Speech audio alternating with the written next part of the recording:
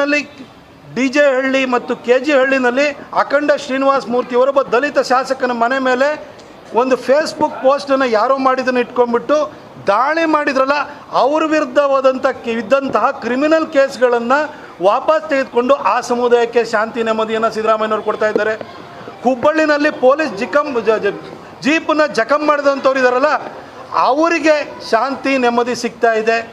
ಇವತ್ತು ನೋಡಿದರೆ ಈ ಒಂದು ಸಿದ್ದರಾಮಯ್ಯನವರ 1000 ದಿನಗಳ ಅಧಿಕಾರದಲ್ಲಿ ಕಲ್ಲು ಬಿಸಾಡೋರಿಗೆ, ಅದು ಅಣ್ಣಮ್ಮನ ಜಾತ್ರೆ ಇರ್ಬೋದು, ಗಣೇಶ ಶೋಭಾಯಾತ್ರೆ ಇರ್ಬೋದು, ಶಿವಾಜಿ ಜಯಂತಿ ಮೇಲೆ ಕಲ್ಲು ಬಿಸಾಡೋರಿಗತ್ತೆ ಅಷ್ಟೇ ಶಾಂತಿ ನೆಮ್ಮದಿ ಸಿಗ್ತಾ ಇರೋದು. ಅವರಿಗಷ್ಟೇ ಸಾಲ ಕೊಟ್ಟಿದ್ರ ಮೇಲೆ ಬಡ್ಡಿ ಮನ್ನಾ ಆಗ್ತಾಯಿದೆ. ಇನ್ಯಾರಿಗೂ ಏನು ಸಿಕ್ಕಲಿಲ್ಲ. ನಾನು ಹಿಂದೂಗಳಿಗೆ ಮನವಿ ಮಾಡ್ಕೊಳ್ತೀನಿ, ಈ 1000 ದಿನದಲ್ಲಿ ಯಾವ ಸಮುದಾಯಕ್ಕೆ ನ್ಯಾಯ ಸಿಕ್ಕಿದೆ ಅಂತ ನಿಮಗೆ ಗೊತ್ತಿದೆ. ಈ ಸಿದ್ದರಾಮಯ್ಯನವರು ಇದೇ ಥರ ಮುಂದುವರಿಯಕ್ಕೆ ಬಿಟ್ಟರೆ ಇವತ್ತು ಗಣೇಶನ ಶೋಭಾಯಾತ್ರೆ ಮೇಲೆ ಕಲ್ಲು ಬಿಸಾಡ್ತಾ ಇದ್ದಾರೆ, ಶಿವಾಜಿ ಜಯಂತಿ ಮೇಲೆ ಕಲ್ಲು ಬಿಸಾಡ್ತಾ ಇದ್ದಾರೆ, ಹಾಗೆ ಅಣ್ಣಮ್ಮನ ಮೆರವಣಿಗೆ ಮೇಲೆ ಕಲ್ಲು ಬಿಸಾಡ್ತಾ ಇದ್ದಾರೆ.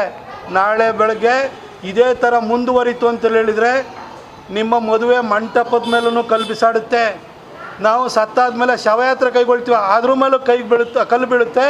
ಇದನ್ನು ಎಚ್ಚೆತ್ಕೊಳ್ಬೇಕು ಅಂತ ನಾನು ಹಿಂದೂಗಳಲ್ಲೂ ಕೂಡ ನಾನು ಕೇಳ್ಕೊಳ್ತೀನಿ.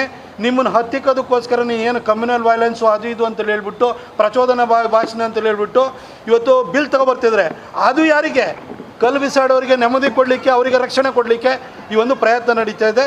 ಶಿವಾಜಿ ಜಯಂತಿಯ ಮೆರವಣಿಗೆ ಮೇಲೆ ಕಲ್ಲು ಬಿಸಾಡಿದ್ದ ಮೇಲೆ ಯಾವುದೇ ನನಗೆ ಆಶ್ಚರ್ಯ ಆಗ್ತಾ ಇರಲಿಲ್ಲ.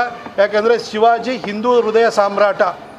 ಕಾಂಗ್ರೆಸ್ಸನ್ನು ಚುಕ್ಕಾಣಿ ಹಿಡಿದು ಕಾಂಗ್ರೆಸ್ಸನ್ನು ಮುನ್ನಡೆಸಿದ್ದು ಗಾಂಧಿಗಿಂತ ಮೊದಲು ಬಾಲಗಂಗಾಧರ ತಿಲಕರು. 1891ರಲ್ಲಿ ಪ್ರಾರಂಭ ಮಾಡಿದಂತಹ ಶಿವಾಜಿ ಜಯಂತಿ, ಆ ಜಯಂತಿಯ ಮೆರವಣಿಗೆ ಮೇಲೆ ಕಲ್ಲು ಬಿಸಾಡ್ತಾ ಇದೆ ಅಂತಂದರೆ ಇವತ್ತು ಕಾಂಗ್ರೆಸ್ಸಿಗೆ ಎಂತೆಂಥವ್ರು ಬಂದು ಸೇರಿಕೊಂಡು ಇವತ್ತು ಎಂತಹ ಒಂದು ವಾತಾವರಣ ಸೃಷ್ಟಿಯಾಗ್ತಾಯಿದೆ ಸಿದ್ದರಾಮಯ್ಯನವ್ರ ಮುಖಾಂತರ ಅನ್ನೋದನ್ನು ಹಿಂದೂಗಳು ಅರ್ಥ ಮಾಡ್ಕೊಳ್ಬೇಕು, ನಮ್ಮ ಕರ್ನಾಟಕದ ಮಹಾಜನತೆ ಅರ್ಥ ಮಾಡ್ಕೊಳ್ಬೇಕು ಅಂತೇಳಿ ಹೇಳಿ ನಾನು ಮನವಿ ಮಾಡ್ಕೊಳ್ತೀನಿ.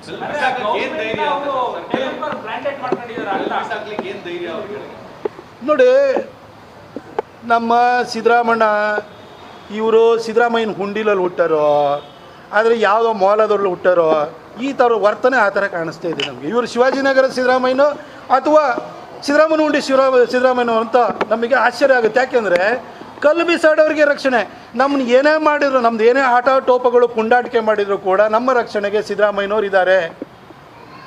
ಅವ್ರಿಗೆ ಹಿಂದೂ ಹೆಸರಿದೆ ಅಷ್ಟೇ, ಆದರೆ ಅವರು ರಕ್ಷಣೆ ಕೊಡ್ತಾ ಇರೋವಂಥದ್ದು ಎಲ್ಲರಿಗೂ ಕೂಡ ಈ ಥರ ಶಾಂತಿಗೆ ಭಂಗ ತರುವಂಥವ್ರು ಕಲ್ಲು ಬಿಸಾಡೋರಿಗೆ ಕೊಡ್ತಾ ಇದ್ದಾರೆ. ಅಖಂಡ ಶ್ರೀನಿವಾಸ ಮೂರ್ತಿಯವ್ರ ಮನೆಗೆ ನುಗ್ಗಿದವರಿಗೆ, ಅವ್ರ ಮನೇನ ಸುಟ್ಟಾಕಿದವ್ರ ವಿರುದ್ಧದ ಕೇಸ್ಗಳನ್ನು ವಾಪಸ್ ತೆಗೆದುಕೊಳ್ತಾರೆ. ಪೊಲೀಸ್ ಜೀಪನ್ನ ಜಖಂ ಮಾಡಿದವ್ರ ವಿರುದ್ಧ ಕೇಸನ್ನು ವಾಪಸ್ ತೆಗೆದುಕೊಳ್ತಾರೆ. ಈ ಹಿಂದೆ 2015ರಲ್ಲಿ ಅವರು ಮೊದಲನೇ ಸಾರಿ ಮುಖ್ಯಮಂತ್ರಿ ಆಗಿದ್ದಾಗ SDPI KFD ವಿರುದ್ಧ ಇದ್ದಂಥ 175 ಕ್ರಿಮಿನಲ್ ಪ್ರಕರಣಗಳು, 1600 KFD ಪುಂಡರ ವಿರುದ್ಧ ಇದ್ದಂಥ ಪ್ರಕರಣಗಳನ್ನು ವಾಪಸ್ ತೆಗೆದುಕೊಳ್ತಾರೆ. ಅಂದರೆ ನಮ್ಮವನೇ ಮುಖ್ಯಮಂತ್ರಿ ಇದ್ದಾನೆ, ನಮ್ಗೆ ಯಾವ ಚಿಂತೆ, ನೋಡ್ಕೋತಾರೆ ಅಂತ ಹೇಳ್ಬಿಟ್ಟು ಧೈರ್ಯ ಬಂದಿದೆ. ಹಾಗಾಗಿ ಕಲ್ಲು ಬಿಸಾಡ್ತಾ ಇದ್ದಾರೆ.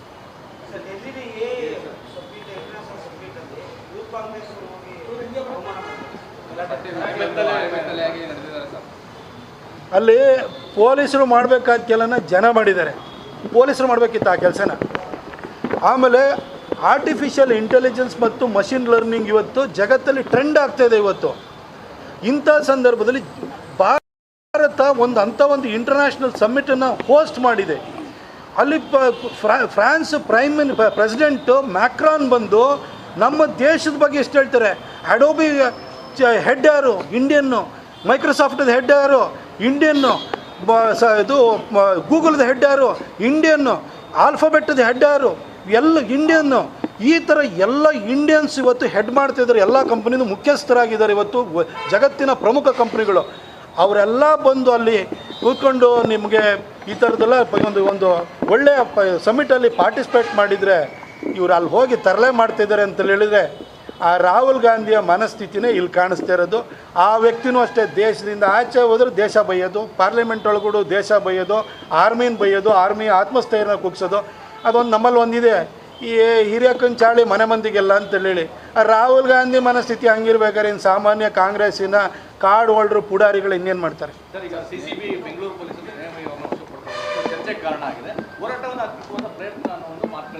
ನನಗೆ ಅದ್ರ ಬಗ್ಗೆ ಸಂಪೂರ್ಣವಾದಂಥ ಮಾಹಿತಿ ಇಲ್ಲ. ನಾನು ಕೂಡ ಇವತ್ತು ಬೆಳಗ್ಗೆ ನಾನು ನೋಡಿದೆ ಅಷ್ಟೇ, ಯಾರೇ ಆಗಲಿ ಯಾವುದೇ ವ್ಯಕ್ತಿ ಆಗಲಿ ಯಾರ ಮೇಲಾದ್ರೂ ಗುರುತರ ಆದಂಥ ಆರೋಪವನ್ನು ಮಾಡಬೇಕಾದ್ರೆ ಸಾಕ್ಷ್ಯಾಧಾರಗಳನ್ನು ಕೊಡಬೇಕಾಗುತ್ತೆ. ಒಂದು ವೇಳೆ ಅವ್ರ ಹತ್ರ ಸಾಕ್ಷ್ಯಾಧಾರ ಇತ್ತು ಅಂತೇಳಿ ಹೇಳಿದರೆ ನ್ಯಾಯಾಲಯದಿಂದ ಅವರಿಗೆ ಪರಿಹಾರ ಸಿಕ್ಕುತ್ತೆ. ಇಲ್ಲ ಅಂತಂದರೆ ಏನು ಕಾನೂನಾತ್ಮಕವಾದಂಥ ಕ್ರಮವನ್ನು ನಾವು ಎದುರಿಸಬೇಕಾಗುತ್ತೆ. ಬಟ್ ನನಗೆ ಅದ್ರ ಬಗ್ಗೆ ಸಂಪೂರ್ಣವಾದ ಮಾಹಿತಿ ಇಲ್ಲದಲೇ ಇರೋದ್ರಿಂದ ನಾನು ಅದ್ರ ಬಗ್ಗೆ ಮಾತಾಡೋಕ್ಕಲ್ಲ.